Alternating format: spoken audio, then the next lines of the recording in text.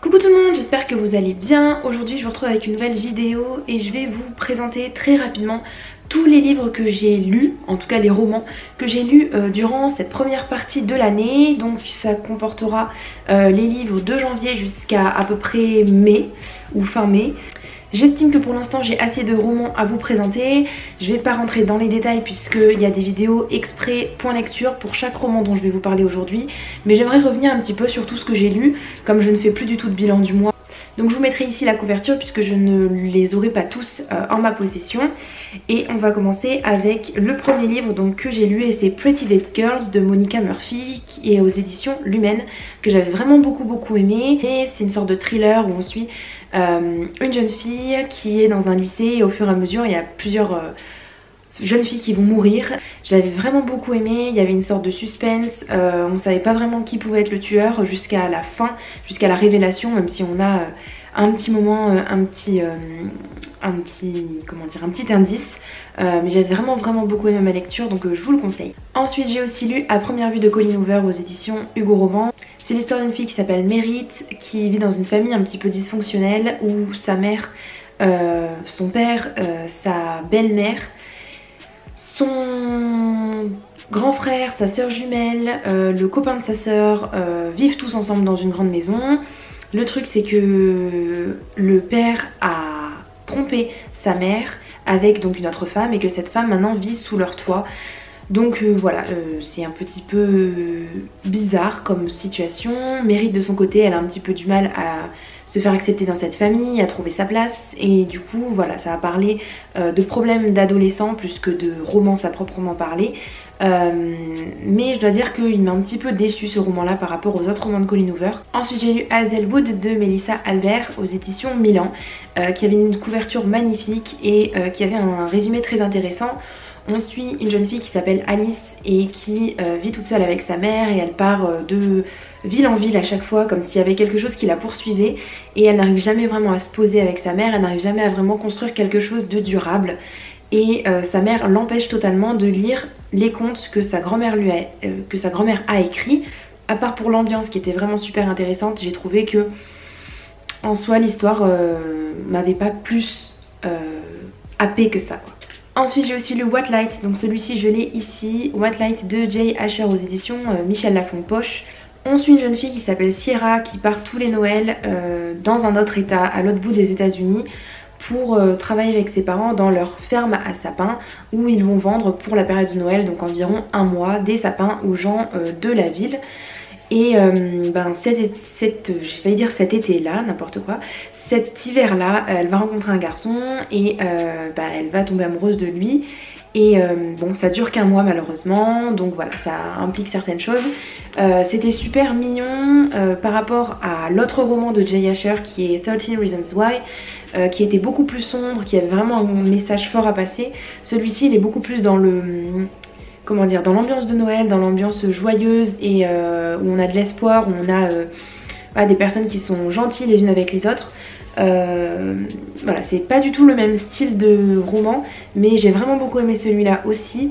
J'ai aussi lu La fille d'encre et d'étoiles de Lucy Hartgrove, je sais plus exactement le nom. C'est un roman qui est très court, que j'avais envie de découvrir parce que la couverture était super jolie.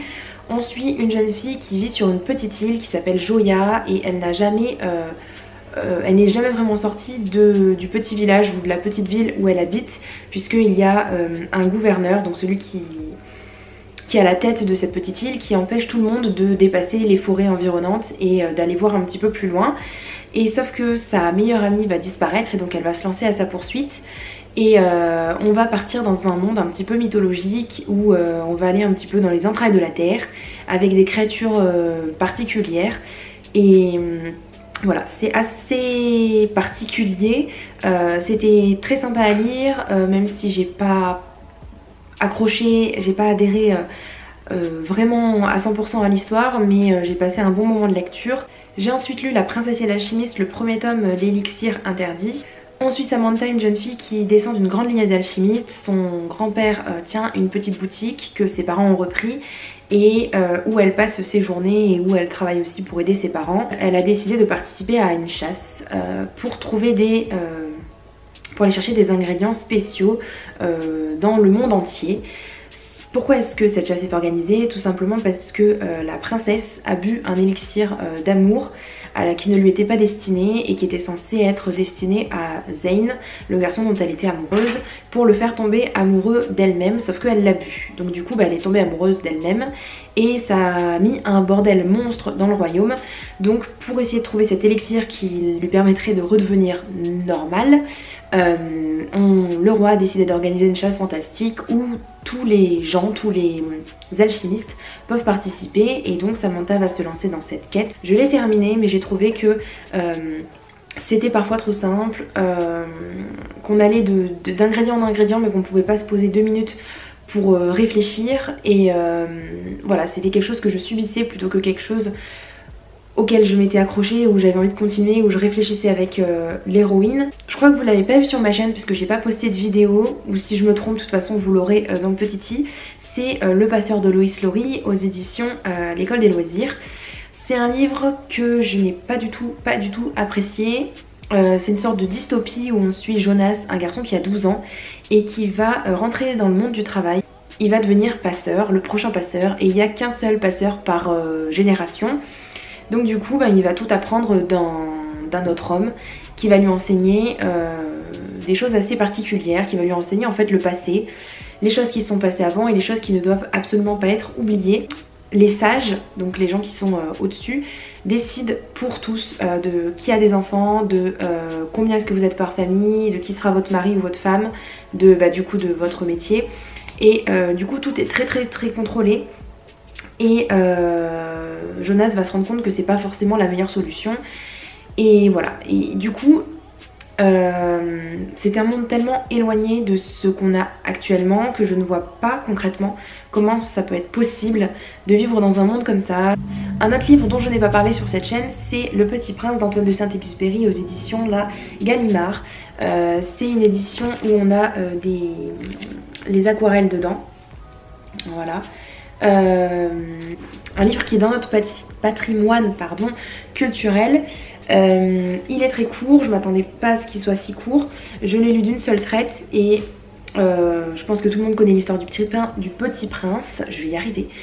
Tout le monde connaît l'histoire du Petit Prince. C'est un petit garçon qui passe de planète en planète, qui était à la base sur sa planète et qui s'ennuie un petit peu, qui avait voilà, un jour il y a une rose qui a poussé et à cause de cette rose il a dû déménager, il a dû partir et donc il est allé voir un petit peu ce qui se passait ailleurs pour trouver une planète sur laquelle vivre jusqu'à ce qu'il arrive sur Terre et qu'il rencontre notre narrateur qui est un adulte et qui n'arrive pas à grandir et qui se sent un petit peu différent des autres adultes.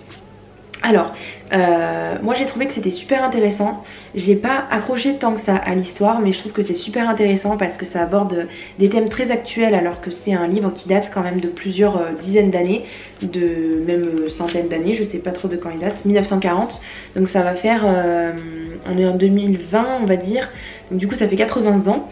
Et pourtant ça parle de tellement de choses actuelles que voilà, je trouve que c'est quelque chose qui peut encore se lire aujourd'hui, qui doit se lire encore aujourd'hui. J'aime beaucoup la manière dont c'est traité, c'est un aspect assez philosophique, assez intéressant.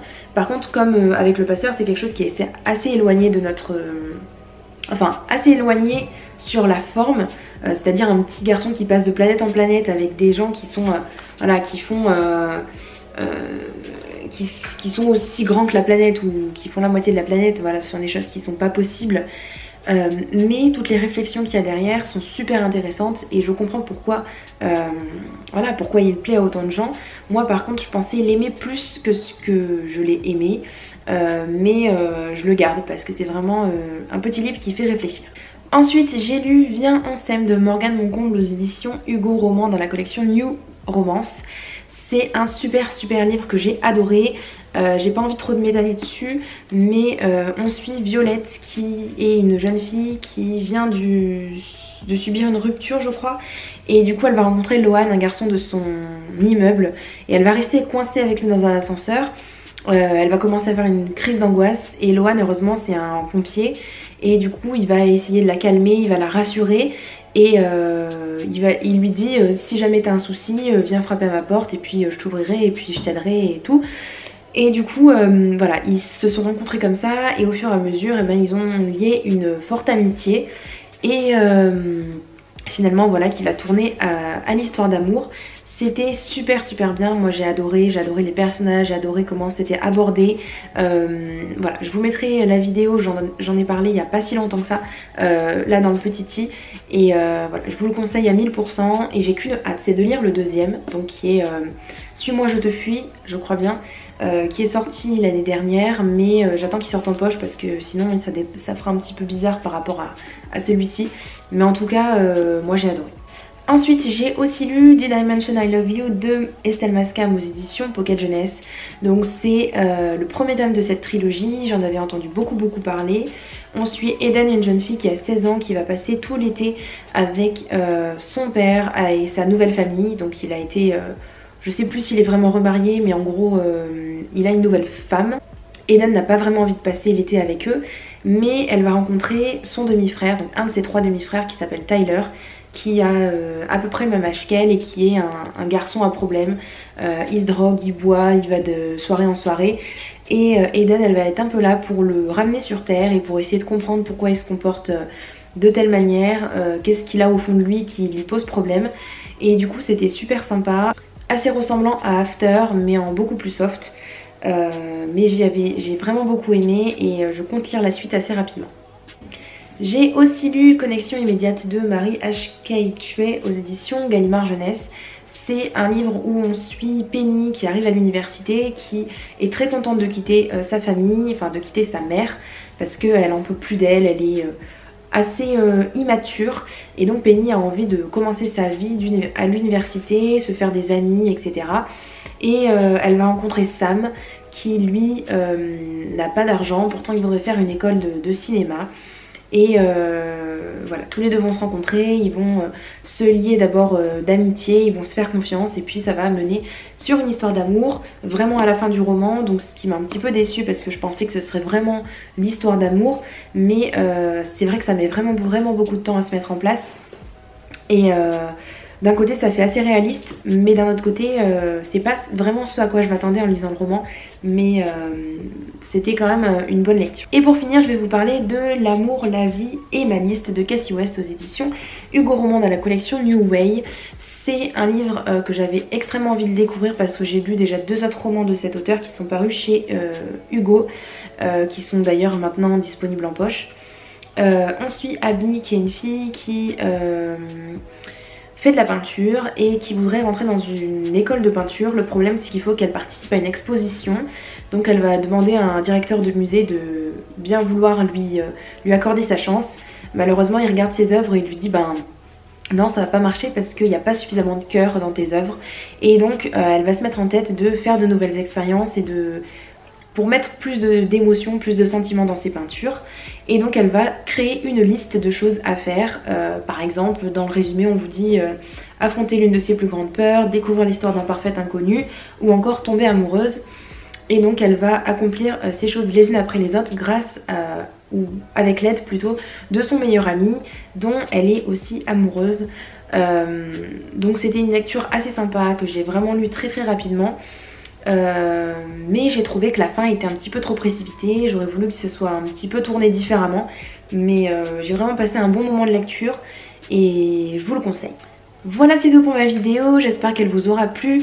Si vous avez lu un de ces livres, n'hésitez pas à me le dire en commentaire et puis je vous dis à bientôt dans une prochaine vidéo. Ciao ciao.